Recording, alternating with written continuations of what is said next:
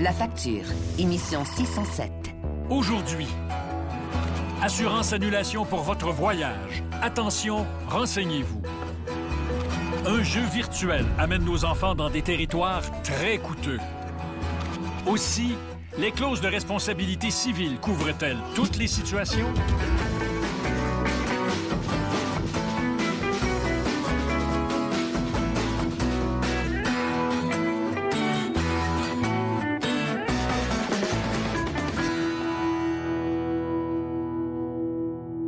Bonsoir, bienvenue à La Facture. Il y a de ces moments où la vie nous met littéralement KO, où notre univers bascule dans la douleur. Je parle de ces drames qui touchent ceux que nous aimons le plus. Dans ces moments-là, on voudrait tellement que les autres nous comprennent, nous soutiennent. Ce n'est certainement pas le temps de se faire dire « Mais vous n'avez pas lu votre contrat d'assurance? »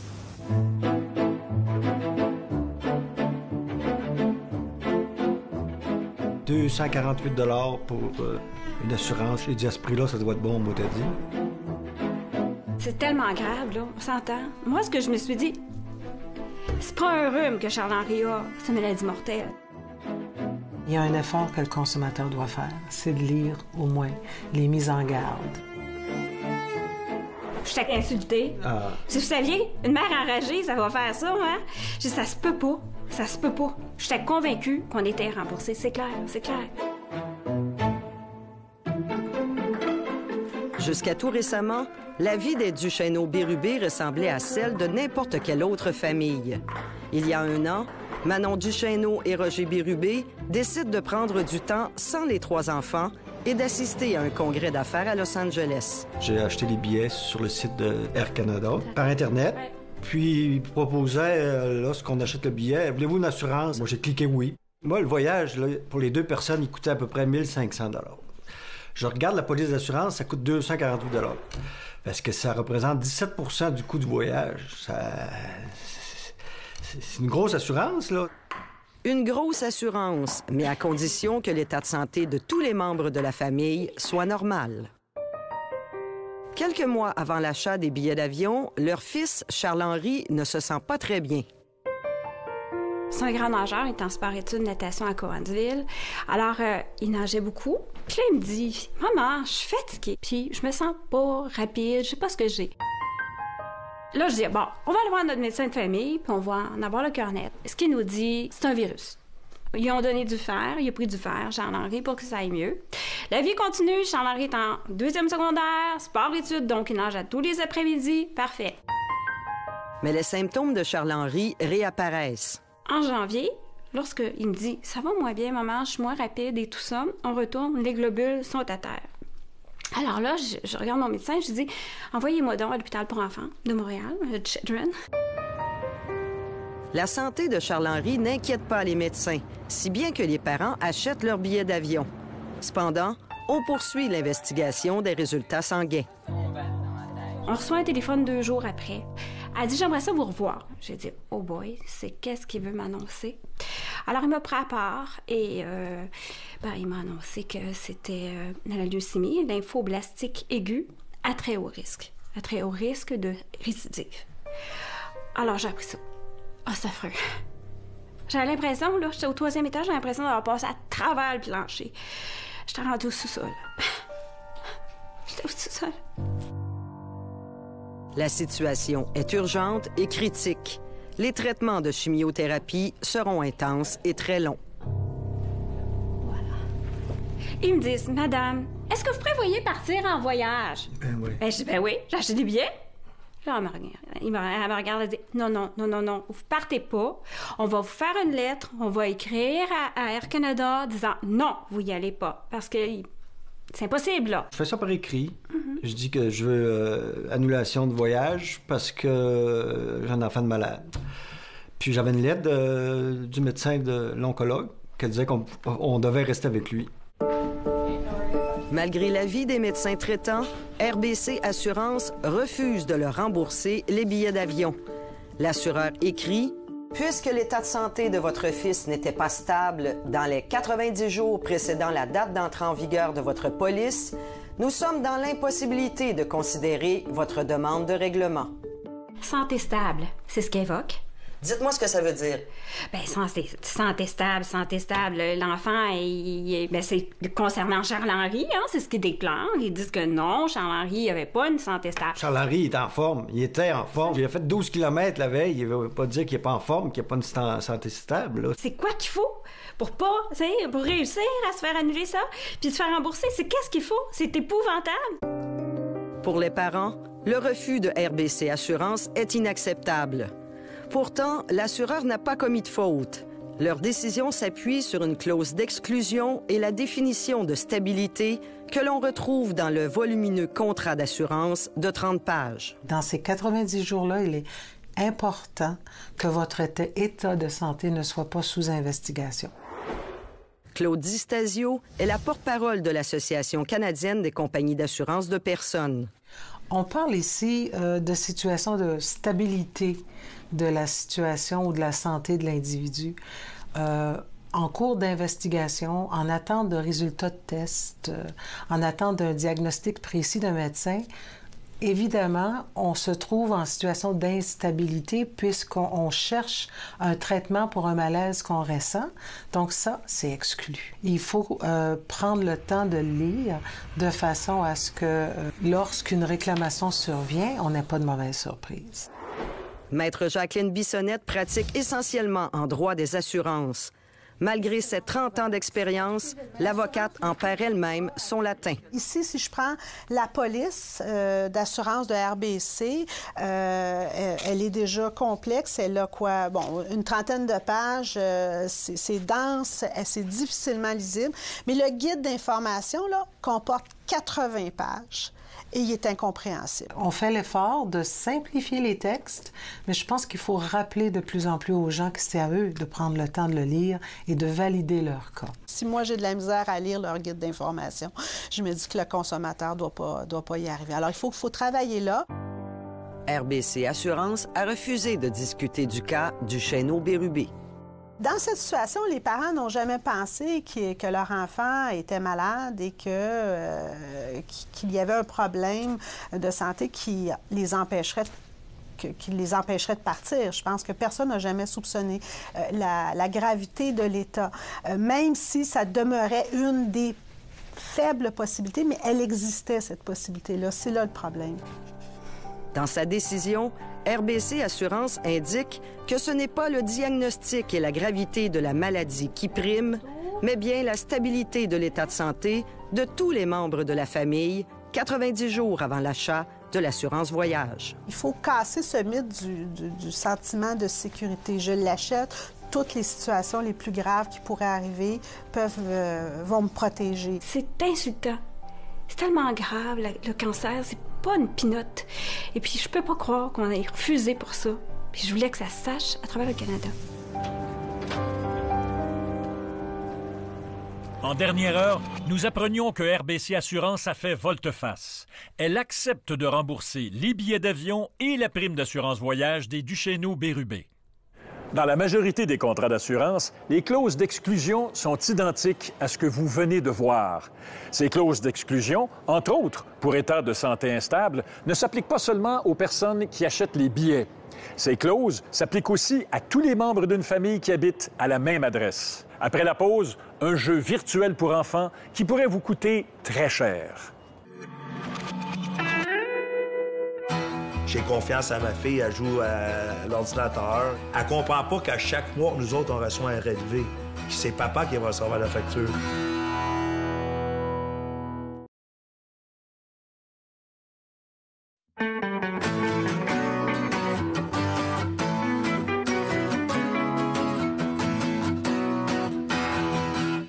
Connaissez-vous le jeu vidéo Minecraft? C'est la folie, paraît-il, sur l'Internet. Et quand je dis folie, je pèse mes mots, puisque cet automne, Microsoft a acheté ce jeu pour la modique somme de 2,5 milliards de dollars US.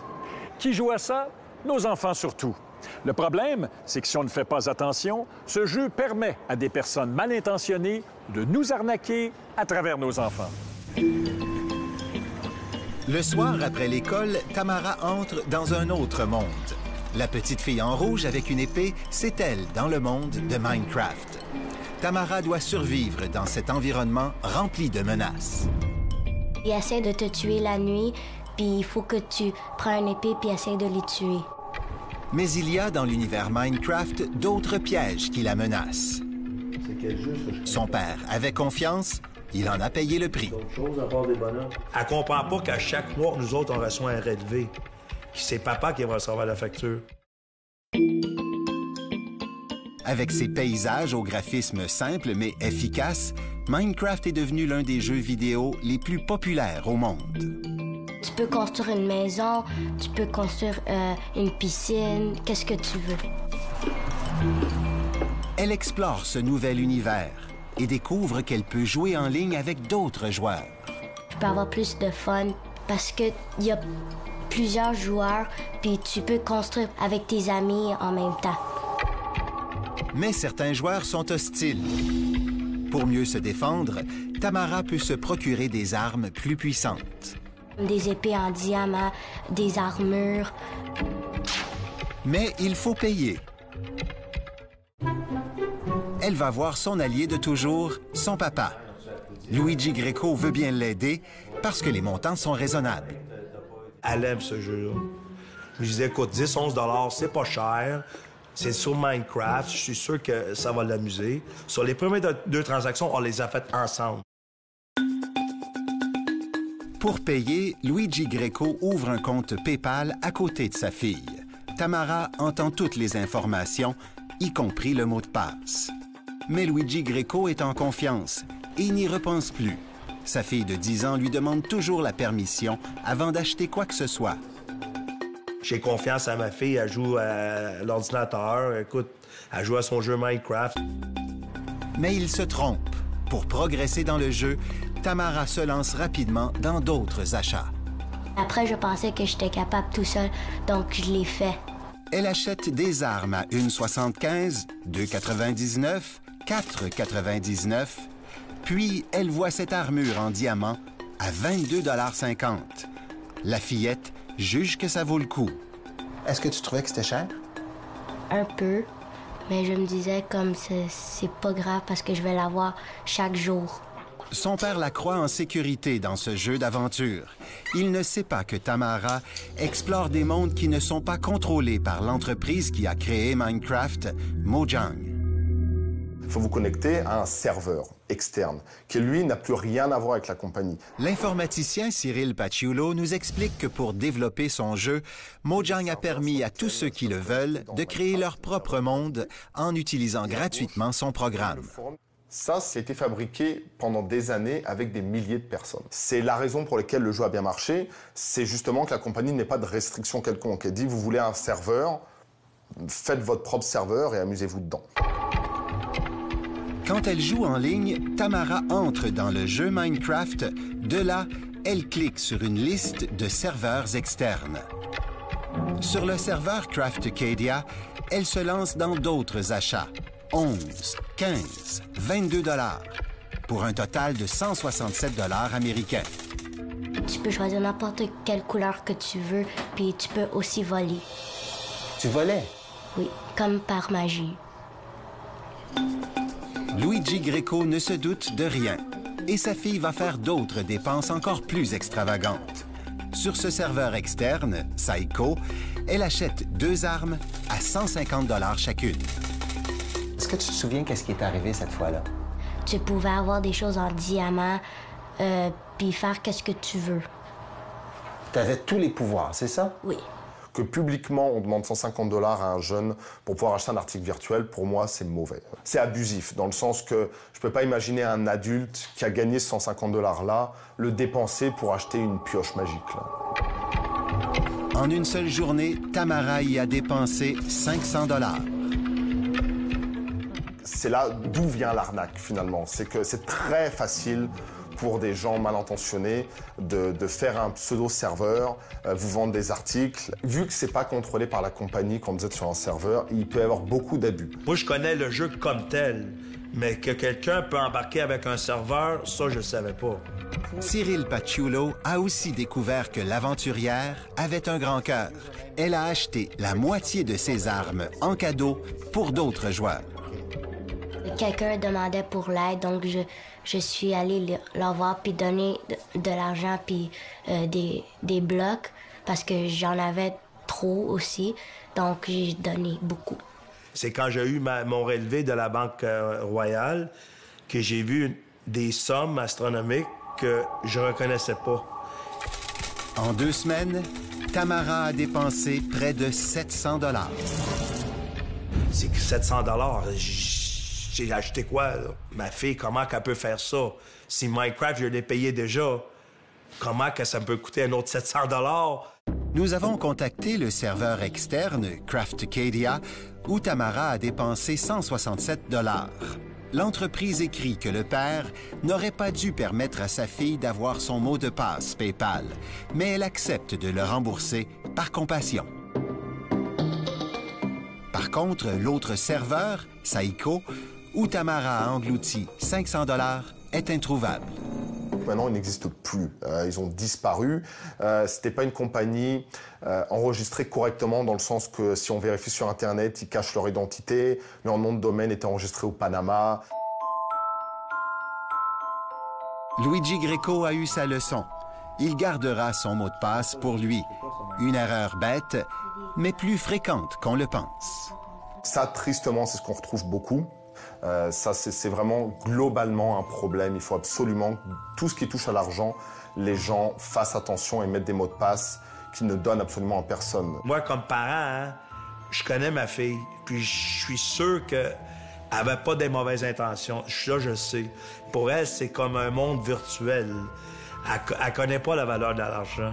Tamara peut donc continuer à jouer à Minecraft, mais sans faire d'autres achats.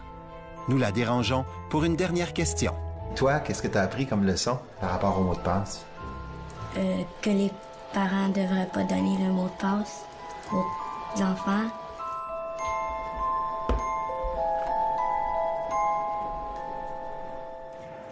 La facture a pris contact avec la compagnie Mojang, qui, je vous le rappelle, appartient maintenant à Microsoft. Mojang nous a dit qu'elle n'est pas responsable de ses serveurs externes, de ces mondes virtuels créés en dehors de son jeu proprement dit.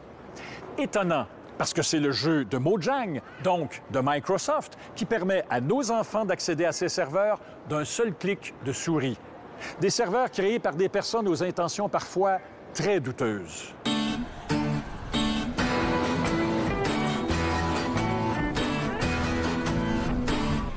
Le jeu du vrai ou faux maintenant. Il y a 4 mois, vous avez renouvelé votre assurance auto pour 2 ans. Vous avez reçu la confirmation du montant de vos paiements. Mais surprise, votre assureur vient de vous informer qu'une augmentation de 4 % de la taxe sera appliquée et que vos paiements augmenteront. Alors, vrai ou faux, votre assureur n'a pas le droit d'appliquer une augmentation de vos paiements en cours de contrat. La réponse après la pause.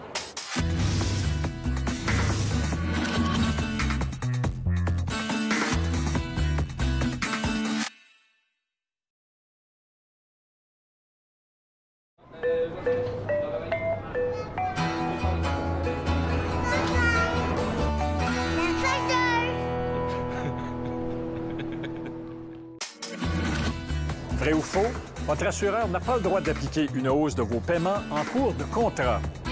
Faux. Cette augmentation de 4 % vient d'une hausse de la taxe provinciale. Il ne s'agit donc pas d'une augmentation de vos primes d'assurance auto et vous devez la payer. Pour nous joindre, composez le 514-790-2636 ou le 1-800-790-2636. La plupart d'entre nous avons une clause de responsabilité civile dans nos contrats d'assurance habitation. Avec cela, nous sommes tranquilles. Si une personne se blesse sur notre propriété, nous sommes couverts mur à mur, comme on dit. Eh bien, pas vraiment. Oui, nous sommes couverts, mais pas pour toutes les situations.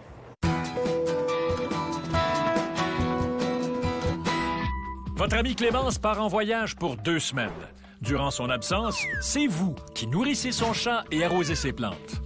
Mais lors d'une de vos visites, vous glissez et déboulez les escaliers. Le choc est violent. Vous avez une vilaine fracture au bras droit et votre cellulaire en a mangé toute une. C'est la catastrophe. Vos traitements de physiothérapie et d'ergothérapie se multiplient Et comme vous n'avez pas d'assurance privée, la facture gonfle à vue d'œil. Mais votre voisine Clémence vous rassure. Son assurance va vous indemniser puisqu'elle contient une clause en responsabilité civile. Sauf que Clémence se trompe. La clause de responsabilité civile ne peut pas s'appliquer puisqu'elle n'a pas été négligente. Son escalier et sa rampe étaient conformes et aucun objet ne traînait dans les escaliers. Mais heureusement, le contrat d'assurance de Clémence contient des garanties complémentaires qui la couvrent pour ce genre d'accident. Une partie de vos frais médicaux et de vos dommages matériels pourront donc vous être remboursés. Le fin mot de l'histoire, votre couverture en responsabilité civile d'1 million de dollars est peut-être impressionnante, mais ce n'est pas une assurance accident.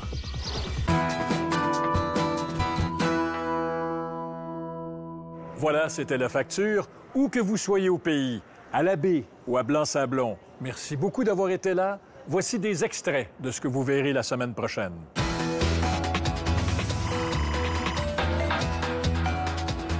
Ça finissait par faire craquer mes mains. Ça saignait. Les gens te demandent avec quoi vous vous êtes brûlé. C'est vraiment des craques au sang.